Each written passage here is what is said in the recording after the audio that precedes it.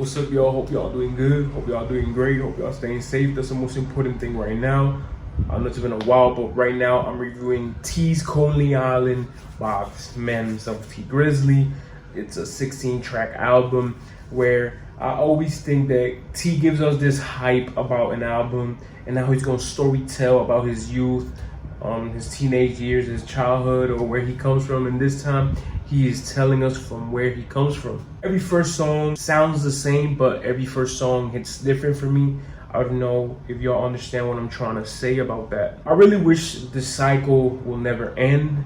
It's like a tradition for me to hear every T Grizzley album and hear this hell of a beat and T Grizzley rap song where it starts with a slow piano and then goes gradient to the piano, going higher with the 808, and it's hitting hard, and he's just screaming out this rap aggressive lyric. So I always think this should never stop about T Grizzley himself. Floaters is the second song and has that City Girls in Blueface, type B or type vibe.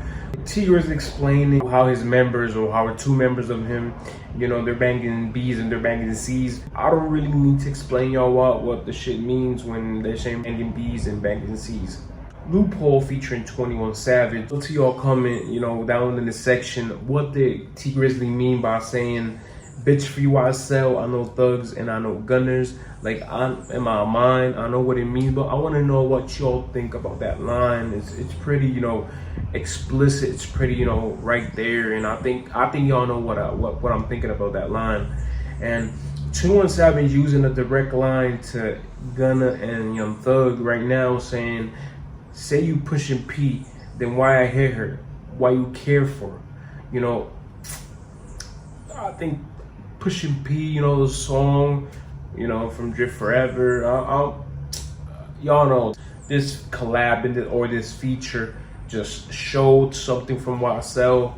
I think has like this unscripted, encrypted, lines and references, very indirectly and directly at the same time. Sopranos featuring Machine Gun Kelly. I never thought that I would say this again. MJK killed this beat. I don't know what the fuck T Grizzley told him, or what he was thinking behind the beat or the production, or sitting down and saying, what, I think I'm gonna call Machine Gun Kelly and say, you should rap here and be back. Or if that says that's from Cleveland, it's from Michigan, I don't know what it is.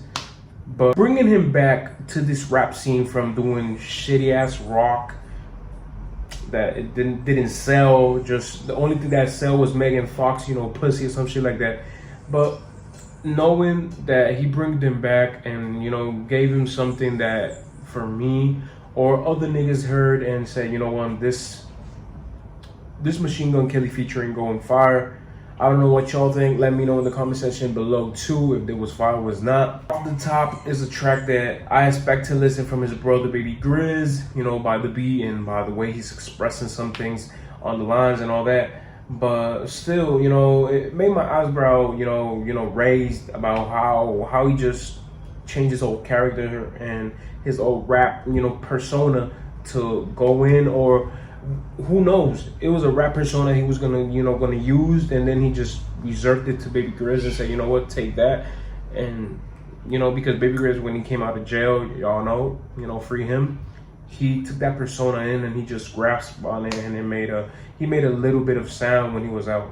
I want to know on 3 Sports what he meant by saying, and that grandmama you got, that keep a lot of money, she was stuffing for my granddaddy. She knew about Kentucky. I know he got arrested in 2014 by going rollies. There's a lot of explicit going in that, he couldn't buy rollies, but now he got a bunch of it. Now his money, he started his handcuffs because of rollie. Now he got one on. There's a lot of reference because of the Kentucky shit they did. But I want to know, what did he mean by this line or this reference in, the grandmama? Who grandmama is it? And the granddaddy from Kentucky, who he's talking to? Grizzley 2 Time featuring Finesse 2 Times. I really think where 2 Times did more on this feature than the whole XXL freestyle that he did. It was a whack freestyle.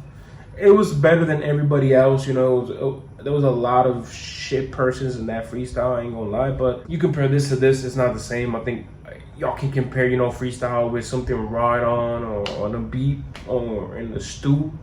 Let me say that. But he did more here than the freestyle. That's what I want to explain. I never would expect to hear T Grizzley with Chris Brown and Mariah the Scientist. And on I Don't Give a Fuck, it's just a smooth R&B with a trap fusion beat where I really think it's where everybody, none of them failed, you know, even Chris Brown or T or Mariah. They all use that, you know, smooth characteristic from them, or their smooth, you know, persona, or their smooth, you know, rap or singing abilities to just put this track and made it sound good. And even though this track was released before this album, didn't want it to hear before the album. I just wanted it to sink in with everything when I heard it fully extended. I Love T is a song where y'all gotta understand that he's talking about, you know, this album is about Coney Island, a store or a restaurant or whatever you want to say about it, where he used to be, and he used to hang out, or he used to do his, you know, grind and all that. So from making a point where everybody thinks, or they're now, you know, trying to explain, or they're trying to acclaim that they love T before the fame, before the money. You know, he's trying to put that very clear that you did not love me when I was in this full stop, you know, hustling, trying to grind, trying to make that money, and now you want to be here. Nah, you don't love me, you are fake. That's what he says in the last, you know, in the last part of the song, where he says, you didn't love me, you know, you are fake. That's not the way he said it, but that's how I perceive it, and I'm trying to explain it to y'all. Robbery 6, what there it is to say about this masterpiece. You know, I'm just waiting for the Robbery 7. I hope this doesn't end, because I cannot let him finish with him being on the floor, taking 2 shots to the stomach, 1 to the neck, and that bitch on the phone looking at him like he's dead, or you got him. You know, that is not what I wanted to hear. And I wish this story will keep on growing. He finds a way to finish it and say, you know, not finish it was his dream, but finish that and say, you know, he just finished happy ever after, you know, or she's dead, or the gang dead, or he's being married, or whatever. Like a big plot twist where he could just change the scenery where this story is ending right now. Gorgeous remix with Skilla Baby featuring City Girls. This is what I expected the first time I heard it on Controversy, the album. I did review it, leave it in the bio. You know, City Girls went hard, I ain't gonna lie, because the beat was supposed to be both of them, for JT and for Ma. I think this song went in perfect, because finishing Controversy with Skilla Baby and now going with T's Coney Island, you know, and given what I thought it would have been good for Controversy and giving it to T's Coney Island, where this album until this point has been good.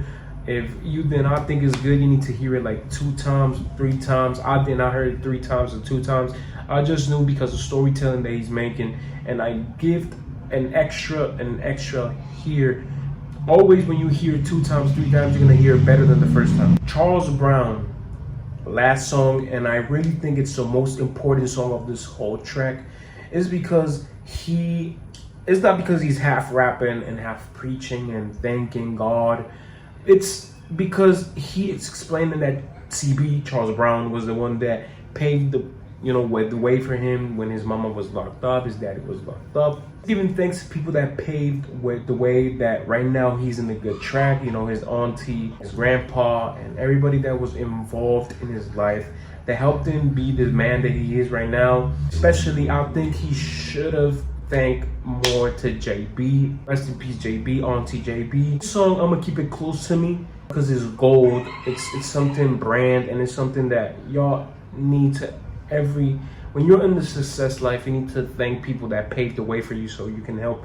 If there was nobody, then there's, you know, a 1% chance that happened to everybody. There's a 0.1% chance that ever happened to anybody, that nobody paved the way and you did it alone. This song is for a lot of people, you know, even though if you're not a millionaire, or right now I'm very thankful for my mom, because my mom did pave the way a lot. My mom was alone with 3 3 boys, you know, me and my 2 brothers, my 2 younger brothers.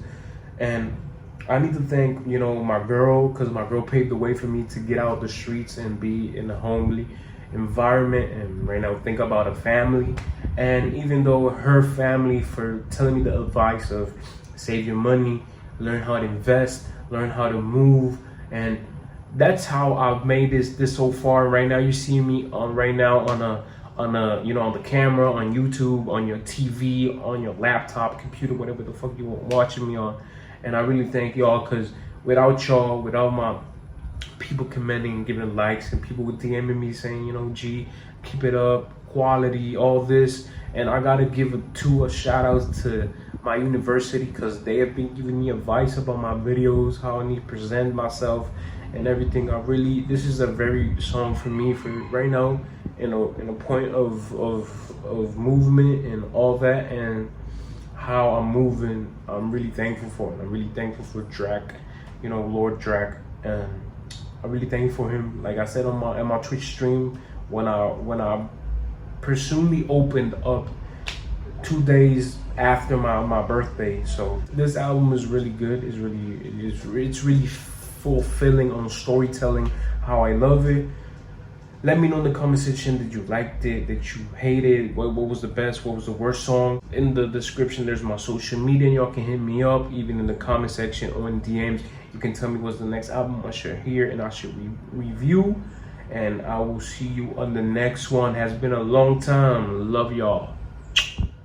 Don't play with me, that shit ain't worth what they gon' put your mama through. I've been staying out the way a lot, getting paid a lot.